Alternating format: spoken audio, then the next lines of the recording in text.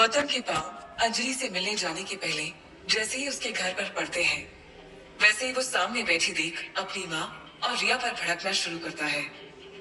आखिर आप लोगों की समस्या क्या है? क्यों उस बेचारी को अकेला नहीं छोड़ देते हो दोनों?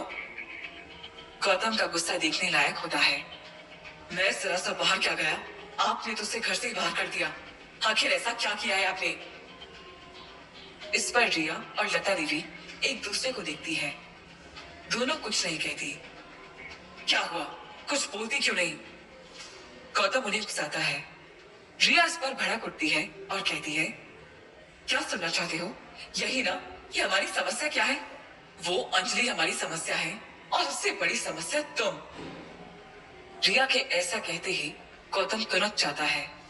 वो भी पीछे नहीं हटता। मैंने क्या किया है? एक पत्नी के होते हुए उसे ले आए, उस औरत को जो तुम्हारी पत्नी रह चुकी है, उसके साथ घूमते हो, समय बिताते हो, और जो तुम्हारी असली पत्नी है उसकी सुध तक नहीं लेते। रिया जवाब देती है। वो अपने मन में भरी पूरी बात बाहर उगल देती है। सोचा भी है कि बाहर समाज की नजरों से दिखता है हमें, अब तो नजरें भी नहीं मिला पा रहे हैं हम। गौतम इस बात पर थोड़ा कमतर दिखाई पड़ने लगता है। रिया उसे डांटना जारी रखती है। जानते भी हो कि हमें कितनी तकलीफ होती है, लेकिन आपको क्या? आपको तो उसका ख्याल रखने से फुर्सत नहीं है। रिया आज खूंखार रूप दिखा रही थी, लेकिन गौतम भी अभी तक काफी सुन चुका होता है। वो जवाब देता है, वो तुम्हारी भी बहन है रिया, तुम्हें क्यों नहीं है उसकी चिंता, बताओ। मुझे नहीं है तो नहीं है, लेकिन आपको इतनी क्यों है? आपकी तो कुछ नहीं लगती ना वो? कहीं दो दो बीवियां रखने का शौक तो नहीं है आपको, या अभी भी प्यार है उससे? रिया एक ज्वलन सवाल उठा देती है, जिससे गौतम एक पल को ठहर जाता है। बताओ, करने लगे हो ना उससे फिर से प्यार? इसलिए उसके पीछे पड़े हुए हो? रिया गौतम को मजबूर करने लगती है। गौतम रिया की बात पर बोलता है, जान खतरे में उसकी, पता नहीं कब क्या हो जाए उसे, और तुम हो कि अनाप शनाप आके जा रहे हो। बोलने से पहले सोच तो लिया करो। रिया गौतम की बातों पर कुछ कमजोर पड़ने लगती है, तो इस बार लता देवी बोल पड़ती है।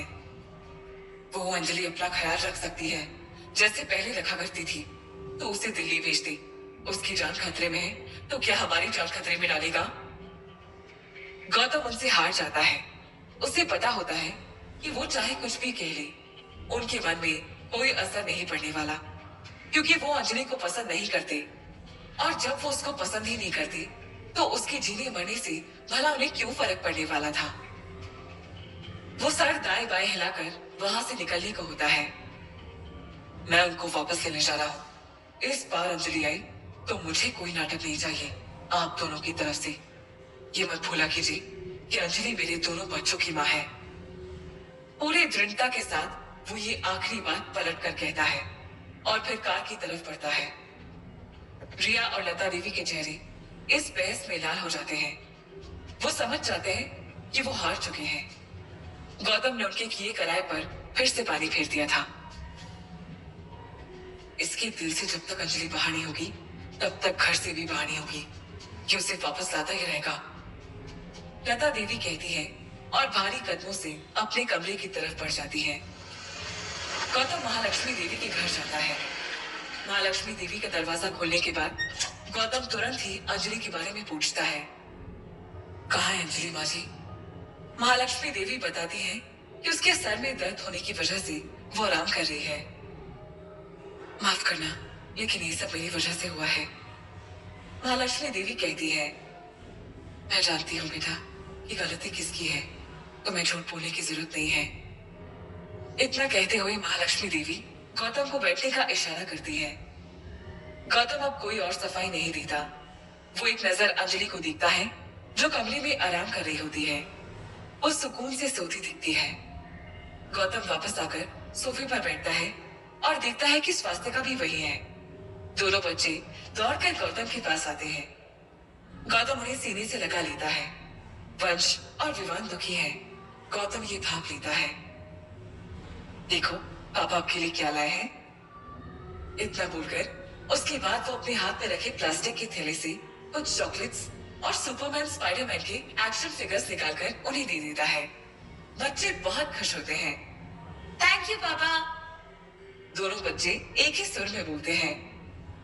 अब जाओ और खेलो। पापा को नानी और मासी के साथ कुछ इम्पोर्टेंट बात करनी है। और ऐसा कहकर गौतम उन्हें खेलने भेज देता है। गौतम, महालक्ष्मी और स्वास्तिका एक साथ अंजलि के बारे में ही बात करते हैं। गौतम बॉबी, वायरस और क्योर के बारे में उन्हें बताता है कि अंजलि की बीमारी जानलेवा है, जिसका इलाज अगर जल्द से जल्द नहीं किया गया तो वो कुछ ही महीनों में मर सकती है। इसके अलावा अंजलि को जो ऑर्गेनाइजेशन अपना लैब रैट बनाना चाहती है, उसके बारे में भी बताता है। वही उस पर जानलेवा हमला करवा रहा है। महालक्ष्मी देवी इससे बहुत दुखी हो जाती है। उनका चेहरा उतर जाता है। स्वास्तिका का भी यही हाल होता है। तो गौतम महालक्ष्मी देवी के हाथों को मजबूती से थामकर दोनों का ढांढस बंधाता है और कहता है, चाहे कुछ भी करना पड़ जाए, उस बॉबी को मैं ढूंढ कर रहूंगा और अंजलि की बीमारी का एंटीडोट भी। आप लोग चिंता मत कीजिए, पाताल से भी ढूंढ निकालूंगा मैं बॉबी को। उसके विश्वास भरे शब्द महालक्ष्मी देवी को थोड़ी हिम्मत देते हैं। मैं अंजलि को उनका गिनी पिग नहीं बनने दूंगा, कतई नहीं। अचानक उसकी बोलती बंद हो जाती है, क्योंकि वो महालक्ष्मी देवी और स्वास्तिका के चेहरे पढ़ लेता है। उनके चेहरे पर 12 बज चुके होते हैं। गौतम के पीछे जो खड़ा है उसे देखकर गौतम पीछे मुड़ता है तो पाता है कि अंजलि अपने कमरे के दरवाजे के पास खड़ी है। कुछ पलों तक सभी शांत रह जाते हैं। इसने कहीं हमारी बात तो नहीं सुन ली, गौतम सोचता है। सभी इसी सस्पेंस पे रहते हैं। अरे गौतम, तुम यहाँ कब आए? वो पूछती है तो सभी को राहत पहुंचती है। किस्मत थी कि उसने कुछ नहीं सुना था। वो बस अभी आकर खड़ी हुई थी। अब बस अभी आया हूँ तुमको लेने, गौतम कहता है, उठता है और अंजलि को थामने को जाता है, लेकिन वो खुद ही आराम से चलती हुई आती है और उसके पास बैठ जाती है। मुझे माफ करना कि मैं तुम्हें बिना बताए यहाँ चली आई, लेकिन मैं भी क्या करती। वो इससे पहले कि आगे कहती, गौतम उसे रोक देता है। कोई बात नहीं, तुम बस आराम करो, इस बारे में बाद में बात कर लेंगे। कैसा लग रहा है बेटी? महालक्ष्मी देवी पूछती है तो अंजलि बताती है, अभी भी थोड़ी थकावट लग रही है, मुझे अंदर अच्छा नहीं लग रहा था तो बाहर चली आई। बच्चे भी अपनी माँ को देखते हैं तो उन्हें बुरा लग रहा होता है। माँ, सर फिर से दुख रहा है, अंजलि कहती है तो महालक्ष्मी देवी स्वास्तिका को इशारा करते हुए कहती है, तेरी मालिश कर देती हूँ। वो अंजलि का सिर अपनी गोद में रखती है। उसका चेहरा ही ये बताने के लिए काफी है कि वो कितनी कमजोर है। स्वास्तिका अंजलि की दवाइयां ले आती है, जिसे महालक्ष्मी देवी उसे खिलाती है। फिर वो उसे गोद में सुला देती है और उसके सर पर अच्छी सी मालिश करती है। इससे अंजलि को आराम मिलता है। वो आंख बंद करके लेट जाती है। महालक्ष्मी देवी की आंखें अपनी बेटी की ये हालत देख भर आती हैं और वो किसी तरह उन्हें रोकने की कोशिश करती है, पर वो रुकते नहीं और महालक्ष्मी देवी रो पड़ती हैं। लेकिन इससे पहले कि अंजलि ये भाप ले, वो उन्हें अपनी साड़ी के पल्लू से पोंछ लेती है। स्वास्तिका की भी पलकें नम होने लगती है। उसने अपनी सहेली को हमेशा एक आत्मविश्वास से भरी मजबूत लड़की के रूप में देखा था, जो न सिर्फ एक अच्छा खासा बिजनेस संभालती है, बल्कि बिना पति के अपना बच्चा भी संभालती है। उसके लिए अंजलि को इस तरह कमजोर देखना सच में कठिन था। वो भी रो पड़ती है और उस जगह से उठकर चली जाती है। वो कहीं ना कहीं कोसती है खुद को कि क्यों दिल्ली से यहाँ आ गई। ऐसा ना करती तो शायद ये सब भी झेलना नहीं पड़ता। वो खिड़की के पास जाती है और रोती है। बच्चे ये सब देख रहे होते हैं। वो भी भावुक होने लगते हैं। उन्हें समझ आ जाता है कि ये सब मम्मा की तबीयत की वजह से दुखी है। उन्होंने भी अपनी माँ की कमजोरी को कुछ समय पहले देखा था। गौतम की आंखें भी इसी समय भर आती हैं, लेकिन सभी रो रहे थे। उसके बच्चे उसी की ओर देख रहे थे। उसे खुद को मजबूत बनाए रखना था, इसलिए वो किसी तरह अपने आंसू रोक लेता है और रोता नहीं है। गौतम उन्हीं दोनों के पास जाता है और दोनों उससे चिपक जाते हैं। मम्मा ठीक तो है ना पापा? वंश पूछता है।